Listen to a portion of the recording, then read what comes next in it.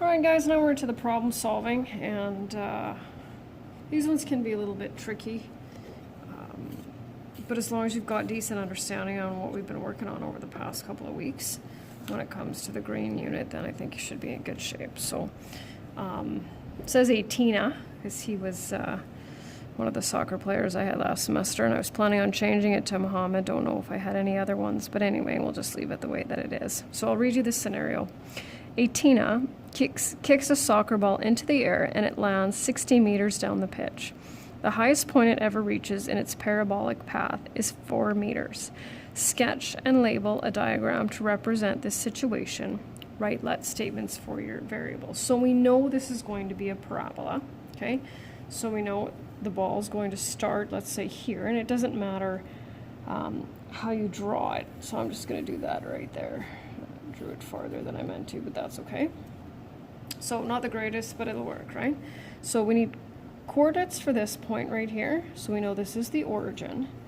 And then we have to think, okay, how far down does it go? Well, it goes 60 meters. So there's our other point. And of course, as always, we need the vertex. And so, well, it says the highest point it reaches is 4 meters. And so what's the halfway point here? 30, 4. So then we're going to we'll use x and y. Those are the most popular. So let x equal, well, this is our x-axis, right? So what are we dealing with here? This is the distance the ball traveled.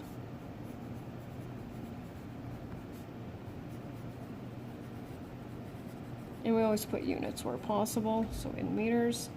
And then our y will be height of the ball, also in meters. So height of the ball. And we know, next question asks us to write a quadratic function in vertex graphing form. So that's the easier one to deal with, and so we know that is y equals ax minus p squared plus q.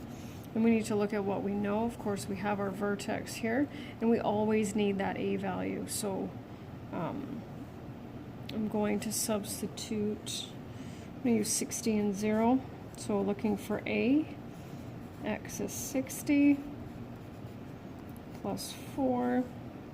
Now, are we going to end up with a positive or a negative a value? Well, we can see by looking at our downward parabola that we're going to end up with a negative a value. 60 minus 30 is 30, and 30 squared is 900. So 900 goes there. And solve.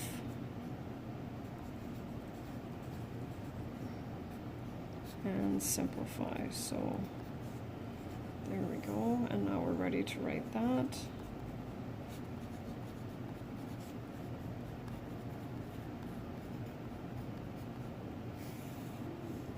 And that's just kind of a sort of a refresher from one of our other lessons. Okay, moving on. Quinn will try to hit the ball when it reaches a height of 1.8 meters. How far away from Atina should he run to meet the ball? So we're going to put into our equation what we know. So we have to try to figure out, okay, we know that both x and y are measured in meters. Is this a y value or is this an x value? Well, it says height of. And so if it's a height, we can go back to our let statements. Oh, that'll be a y value. So then what we'll do is we'll put this in place of y. And we'll rewrite the rest of our equation. Okay. So now what I'll do here is I will, let's see, subtract 4, and then we'll multiply both sides by negative 225 to get rid of that. Hopefully I'm not skipping too many steps. I might have extra ones in the notes. So that's subtracting 4 from both sides and multiplying both sides by negative 225 just to get rid of that. Then we'll take the square root of both sides. Now normally we get to this point and we think, okay, we have to simplify this radical, but we're dealing with a real life situation here. So this is where decimals make a lot more sense. So we get plus or minus, don't forget that, 22.2. And then we need to solve.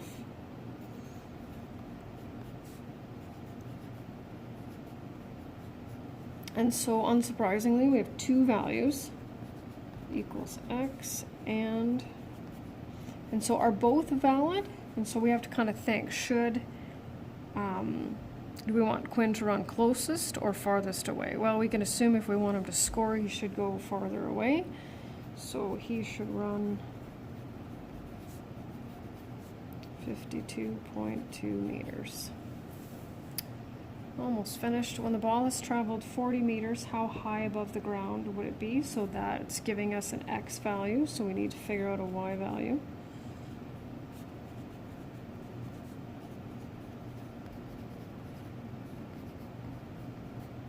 And when you plug that in, you get 3.56. It says 2 decimal places. So the ball is 3.56 meters above the ground. Identify the domain and range for this situation. Well, I find it a lot easier to kind of look at that. Basically, what I'm saying is, what are all the possible x values for that? Well, we can see just by our ordered pairs. We can go anywhere from and including 0 to 60. And height-wise, we can go anywhere from 0 to 4. And so we'll do that. So our domain. Now this time, of course, we're not going to end up with x as an element, just x as an element of real numbers. 60, but we'll sneak that in there. And then our range, less than or equal to. All done.